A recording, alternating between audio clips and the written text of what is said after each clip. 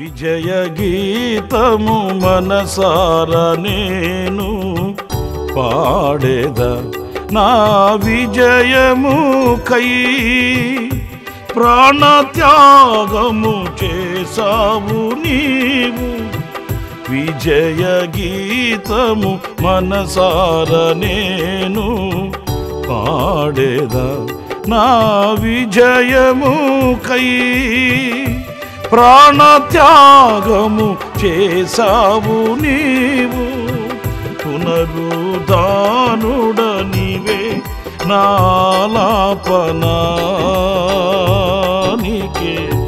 నారాధనా పునరుద్ధానుడ నీవే నాలాపనానికే నారాధనా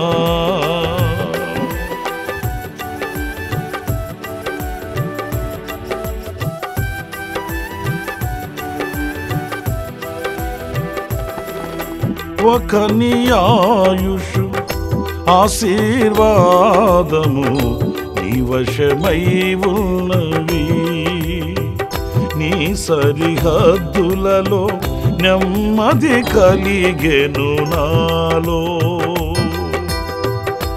ఒక నీ ఆయుషు ఆశీర్వాదము నీ వశమై ఉన్నవి నీ సరిహద్దులలో నెమ్మది కలిగెను నాలో యేసయ్యా నీ సంకల్పమే మహిమైశ్వర్యము నీ పరిశుద్ధులలో చూపినది యేసయ్యా నీ సంకల్పమే మహిమైశ్వర్యము నీ పరిశుద్ధులలో చూపినది విజయ గీతము మనసారా నేను పాడేదా నా విజయము కై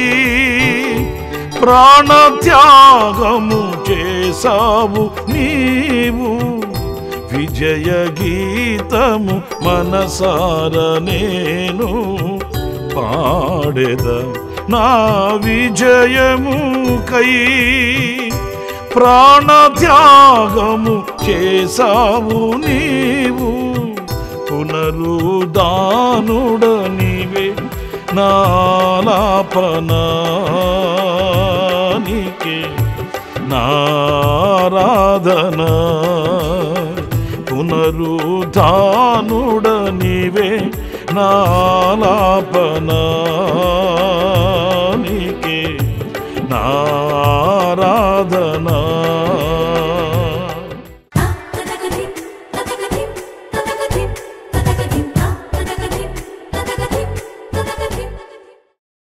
ప్రైజ్ ది లార్డ్.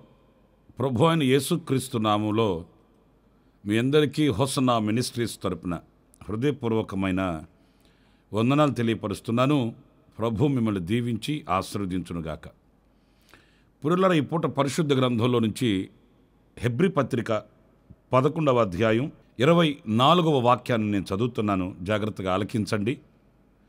మోషే పెద్దవాడైనప్పుడు విశ్వాసమును బట్టి ఐగుప్తు ధనము కంటే క్రీస్తు విషయమైన నింద గొప్ప భాగ్యమని ఎంచుకొని అల్పకాలము పాపభోగము అనుభవించుట కంటే దేవుని ప్రజలతో శ్రమ అనుభవించుట మేలని యోచించి.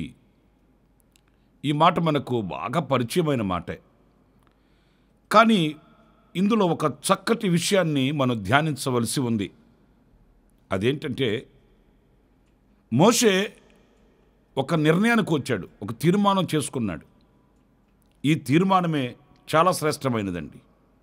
ఏంటంటే ఈ అల్పకాలము అంటే ఈ కొంచెం కాలము పాపభోగము అనుభవించుట కంటే, బ్రతికేదే కొంచెం కాలం,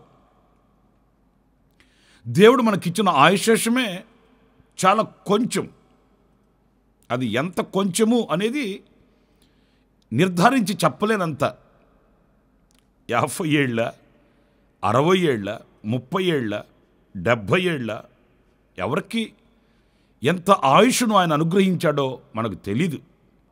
ఈ అల్పకాలం పాపభోగాన్ని అనుభవించుట కంటే శ్రమ అనుభవించుట మేలు కదా. ఎందుకని?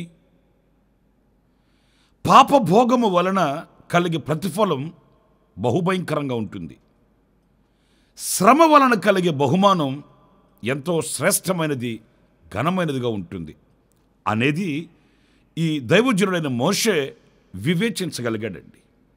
ఎప్పుడైతే ఈ వివేకము, ఈ వివేచన ఆయనకు కలిగిందో వెంటనే ఆయన ఒక చక్కటి నిర్ధారణకు, ఒక మంచి ఆలోచనకు ఆయన దిగివచ్చాడు.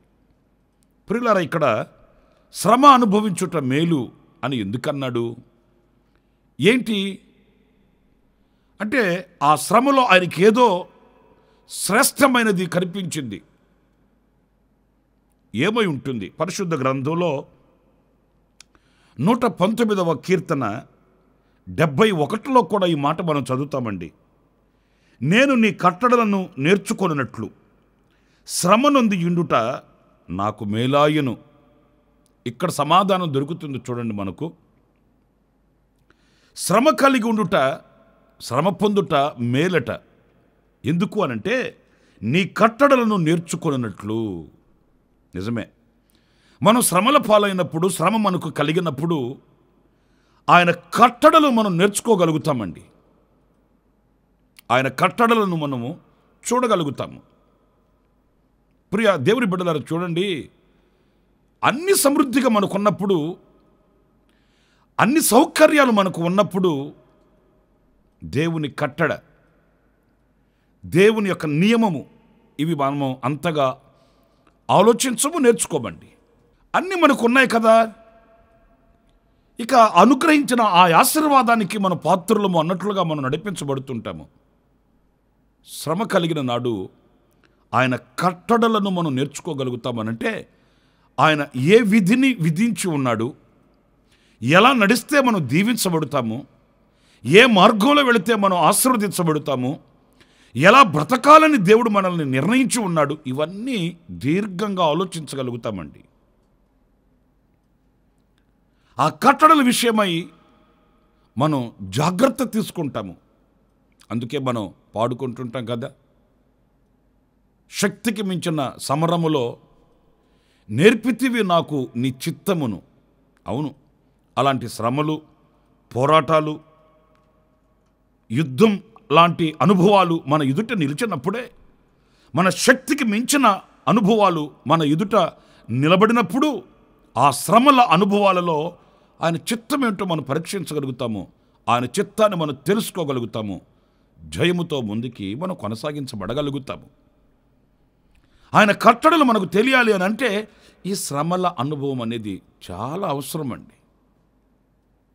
విశ్వాసులైన వాళ్ళు కొంతమంది ఎలా ప్రార్థన చేస్తుంటారంటే, ఏ బాధ వారికి కలగకుండా, ఏ ఇబ్బంది వారికి రాకుండా, వ్యక్తిగతంగాను, కుటుంబ పరంగాను, చదువుల రంగంలోను, ఉద్యోగపరంగాను, వ్యవసాయ పరంగాను, అన్ని విధాలుగానండి ఒక క్షేమకరమైన బ్రతకాలని, దీవెనకరమైన అనుభవాలలో నిలవాలని, అనేకులకు వాళ్ళు అప్పిచ్చు వాళ్ళుగానే ఉండాలి. కానీ ఏ శ్రమ అనుభవించకూడదని ఆ భావనతోనే ప్రార్థన చేస్తుంటారండి. అంటే నేను చెప్పేది, దేవుడిచ్చిన ఆశీర్వాదాన్ని ప్రక్కన పెట్టి మీరు శ్రమలే అనుభవించాలని నేను చెప్పట్లేదు. అవసరమును బట్టి దేవుడు మనల్ని నడిపించే ఆ మార్గంలో రెండవదిగా మన ఎదుట ఈ యొక్క ఆలోచించుకునవలసిన అవసరం వచ్చినప్పుడు మనం శ్రమల వైపే మెగ్గు చూపాలండి. శ్రమల వైపే మన దృష్టిని పెట్టాలండి. ఎందుకంటే ఆయన మార్గములలో మనల్ని నడిపేది, ఆయన చిత్తము శ్రమలలో మనకు ప్రత్యక్షపరచబడేది కనుక ఆ శ్రమల వైపు మనం మెగ్గు చూపాలి, వాటిని తృణీకరించకూడదు. ఆయన మనల్ని నడిపించే ఆ ఉన్నతమైన ఆధిక్యత కలిగిన అనుభవంలోకి మనం శ్రమల మార్గాన వెళ్ళగలగాలి. అలాంటి మనస్సు మనకు కావాలండి.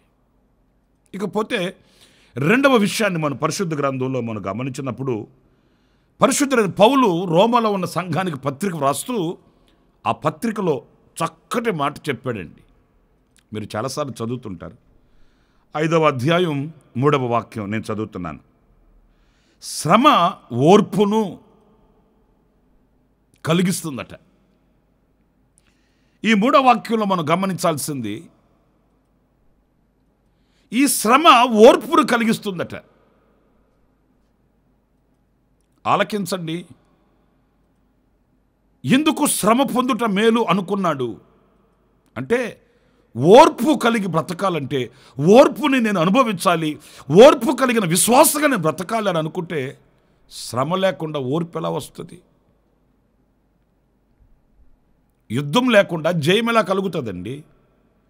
మేఘం లేకుండా వర్షం ఎలా వస్తుందండి? సూర్యుడు లేకుండా వెలుగు ఎలా కలుగుతుందండి? అలలు లేకుండా సముద్రం ఎలా అవుతుందండి?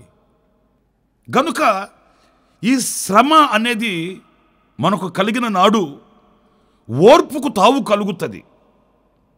కొంతమంది చూడండి, ఎంత శ్రమ పెరచబడుతున్నా, ఎంత నలగగొట్టబడుతున్నా, ఆ ఓర్పు వలన దేవుని గొప్ప కార్యాలు చూడగలుగుతుంటారండి. మరికొందరికి ఆ ఓర్పు అనేది వాళ్ళ దరిదాపుల్లో కూడా కనిపించదు. ఒక వ్యక్తి శ్రమపరచబడుతున్నప్పుడు ఆ శ్రమలలో దాగి ఉంది ఓర్పు. సుఖాలలో కాదు, సమృద్ధిలో కాదు, సౌఖ్యంలో కాదు. సౌఖ్యంలో ఉంటే ఓర్పు ఎక్కడ ఉంటుంది? ఓర్పుకు తావేది అక్కడ? సమృద్ధిగా బ్రతుకుతున్నప్పుడు ఓర్పుకు స్థానం ఏది అక్కడ? ఓర్పు అనేది దేనికి జోడి చేయబడి ఉంటుంది, దేనికి జత చేయపరచబడి ఉంటుందంటే శ్రమకి. శ్రమలలోనే ఓర్పు కావాలి. కనుక నేను ఓర్పు గలవాడనై, ఓర్పు అనే అనుభూతిని నేను కలిగిన వాడనే ఉండాలంటే తప్పనిసరిగా శ్రమ అనే మార్గాన్ని మనం ఎంపిక చేసుకోవాలి. పరిష్కారం మనకు కనబడవచ్చు, సహాయం చేసే వ్యక్తులు మన ఎదుట నిలబడవచ్చు, ఎందరో మనల్ని పురుకొల్పి ప్రోత్సహించి చేతులు పట్టుకొని నడిపించే వ్యక్తులు మనకు కనబడవచ్చు. కానీ ఆ శ్రమకి మనం మెగ్గు చూపి ఆ శ్రమల మార్గంలో మనం నడిపించబడితే అది ఎంత మేలంటే, ఓర్పు అనే ఒక క్రొత్త ఆశీర్వాదాన్ని మనకు పరిచయం చేస్తుందండి. మన పితరుల గురించి మనం హెబ్రీ పత్రికలో చదువుతాము. వాళ్ళు యాతన పరచపెట్టబడ్డారట, అయినప్పటికీ కూడా విడుదలను పొందనొల్లక వాళ్ళు యాతన పరచపెట్టబడ్డారు, రంపాలతో కోయబడ్డారని వాక్యం చెప్తుంది. ఎందుకని? ఆ శ్రమలలో ఆ ఓర్పు అనే అనుభూతితో వాళ్ళు సహవాసం చేశారు. శ్రమ అనే మార్గం ఓర్పు అనే స్నేహితుడిని మనకు పరిచయం చేస్తుంది. ఈ పరిచయం మనకు కావాలి. ఈ ఆశీర్వాదం, ఈ దీవెన నేను కలిగిన వాడనే ఉండాలి అని అనుకుంటే తప్పనిసరిగా ఈ శ్రమని మనం ఉపేక్షించకూడదు, అపేక్షించాలి. ఈ శ్రమను మనం త్రోసివేసుకోకూడదండి. నాకు శ్రమ రాకూడదు, నాకు శ్రమ ఉండకూడదు, నాకు శ్రమలు అవసరం లేదు అని మనం అనకూడదు. గనుక మొదటిది, ఈ శ్రమ మనకు ఆయన కట్టడలను నేర్పుతుంది. రెండవది, ఈ శ్రమ మనకు ఓర్పును ప్రసాదిస్తుంది. ఇంకొక మాట కూడా నేను మీకు జ్ఞాపకం చేస్తాను. పరిశుద్ధుడైన పేతురు ఆయన వ్రాసిన మొదటి పత్రికలో 1వ అధ్యాయం 7వ వాక్యంలో చక్కటి మాట మనం చదువుతాము. నశించిపోవు సువర్ణము అగ్ని పరీక్ష వలన శుద్ధపరచబడుచున్నది గదా, దానికంటే అమూల్యమైన మీ విశ్వాసము ఈ శోధనల చేత లేక శ్రమల చేత పరీక్షకు నిలిచినదై యేసుక్రీస్తు ప్రత్యక్షమైనప్పుడు మీకు మెప్పును మహిమయు ఘనతయు కలుగుటకు కారణమగును. ప్రియులారా, ఈ వాక్యం ఎంత స్పష్టంగా అనుభవపూర్వకంగా రాశాడో ఆయన. మీరు శ్రమపరచబడుతున్నారా? మీరు శ్రమ పెట్టబడుతున్నారా? అలాగైతే ఈ శ్రమ వలన యేసుక్రీస్తు ప్రత్యక్షమైనప్పుడు మీకు మెప్పు, మహిమ, ఘనత కలుగుటకు కారణమగును ఏంటి కారణమగును?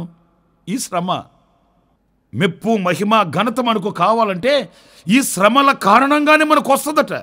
మరి శ్రమలే వద్దనుకుంటే, శోధనలే వద్దనుకుంటే, ఇబ్బందులే వద్దనుకుంటే మరి మెప్పు, మహిమ, ఘనత ఎవరికి సొంతం అవుతుంది? ఆయన ద్వారా మనకు మెప్పు కలగడం అంటే ఎంత ఘనత మీరు ఆలోచించండి. ఆయన ద్వారా మనకు మహిమ కలగడం అంటే ఎంత ఆశీర్వాదమో మీరు ఆలోచించండి. ఇవన్నీ ఒక విశ్వాసిగా లోతైన అనుభవాల్లోకి వెళితే కానీ మనకు అర్థం కావండి. నేను యేసుప్రభువుని నమ్ముకుందే సుఖపడడానికి కదా, నేను యేసుప్రభువుని నమ్ముకున్నదే శ్రమలన్నీ తొలగిపోవడానికి కదా అనే ప్రశ్న మీకు కలుగుతుంది. అయితే లోక సంబంధంగా మనం ఆలోచనలు కలిగి ఉంటాము. ఆత్మ సంబంధమైన ఆలోచనలు లోక సంబంధమైనవిగా ఉండవండి. ఈ ఆత్మ సంబంధమైన ప్రతి ఆలోచన అది మనకు ఆత్మ సంబంధమైన ఈవులను పరిచయం చేస్తుంది, ఈవులను తీసుకుని వచ్చి పెడుతుంది. కనుక ఒక వ్యక్తి శ్రమ పడితే, శ్రమను అపేక్షిస్తే, శ్రమల మార్గంలో నడిపించబడుతుంటే అతడు ఏదో నాకు కొత్తగా ఒక వింతైన అనుభవం వచ్చేసింది, ఎవరికి లేని శ్రమలు నాకు వచ్చేసేయి, నేను ఎందుకు ఈ శ్రమలు అనుభవించాలి అని అనుకోకూడదండి. ఈ శ్రమల మూలాన దేవుని చేత నేను మహిమను పొందుతాను, ఆయన చేత ఘనపరచబడుతాను, ఆయన చేత నాకు మెప్పు కలుగుతుంది అనే ఆలోచన కలిగిన వారమైతే ఎన్నటికీ ఆ శ్రమలను మనం ఉల్లంఘించము, సంతోషంగా శ్రమలను ఆహ్వానించగలుగుతాము. నేను శ్రమల పాలై దీనుడనైతిని, ప్రభు నన్ను తలంచుకొనుచున్నాడు అని పరిశుద్ధ గ్రంథంలో మనం చదువుతామండి. కనుక ఆ శ్రమలలో ఆ దీనత్వాన్ని నేర్చుకొని ఆ శ్రమలను సంతోషంగా మనం అనుభవించాలి. ఈరోజు చాలామంది విసుగు పడిపోతున్నారు, చాలామంది క్రీస్తు సరళత నుంచి తొలగిపోతున్నారు, అనేక మంది దేవునికి విరోధులైపోతున్నారు. ఏం చేశాడండి దేవుడు మాకు? ఏదో చెయ్యాలనే ఆయన నడిపించేది, కానీ మనమేమంటున్నాము? ఏం చేస్తాడండి? ఈ శ్రమలేంటండి, ఈ కష్టాలేంటండి? సహించలేనంతగా ఆయన మనల్ని శ్రమలకు అప్పగించడు కదా. తప్పించుకునే మార్గం కూడా చూపిస్తాడు. తగు కాలమందు ఆయన నిన్ను తప్పించి బయటకు తీసుకుని వస్తాడు. తద్వారా మెప్పు కలుగుతుంది, మహిమ కలుగుతుంది, ఘనత కలుగుతుంది, గొప్ప దీవెనే మనకు అనుగ్రహింపబడుతుంది అనే విషయాన్ని మర్చిపోవద్దు. ఒకవేళ మీలో ఎవరైనా ఇలాంటి ఇరుకైన మార్గాలలో నడిపించబడుతున్నప్పుడు, శోధనలలో నలిగిపోతున్న వేళ కృంగిపోకండి, ధైర్యం కలిగి ఉండండి. ఆయన కట్టడలు నేర్చుకొనుటకును, ఓర్పు మనకు అనుగ్రహింపబడుటకును, మెప్పు, మహిమ, ఘనత ఆయన ద్వారా మనకు కలుగుటకును ఈ శ్రమలు మనకు అనుగ్రహింపబడ్డాయన్న దృష్టితో ముందుకు వెళదాము. సంతోషంగా ప్రభుని స్తుతిద్దాము. అలాంటి కృప నా దేవుడు సమృద్ధిగా మీకు అనుగ్రహించుడుగాక. తలలు వంచండి, చిన్న ప్రార్థన చేస్తాను.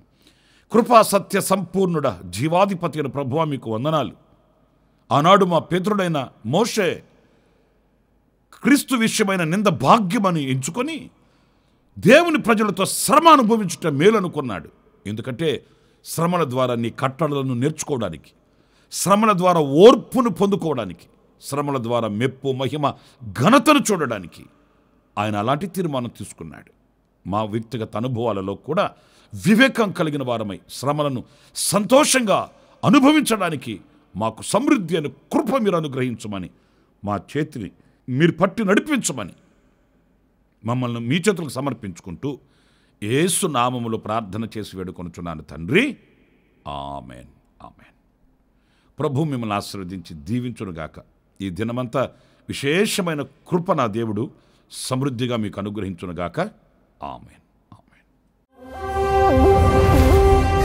ప్రతి దినము ఈ అనుదిన కృప అను సందేశాల కొరకు, ఇంకా మరిన్ని ఆత్మ సంబంధమైన సందేశాల కొరకు ఈ మా యూట్యూబ్ ఛానల్ ని సబ్స్క్రైబ్ చేసుకోండి. Pastor Ramesh, ministries.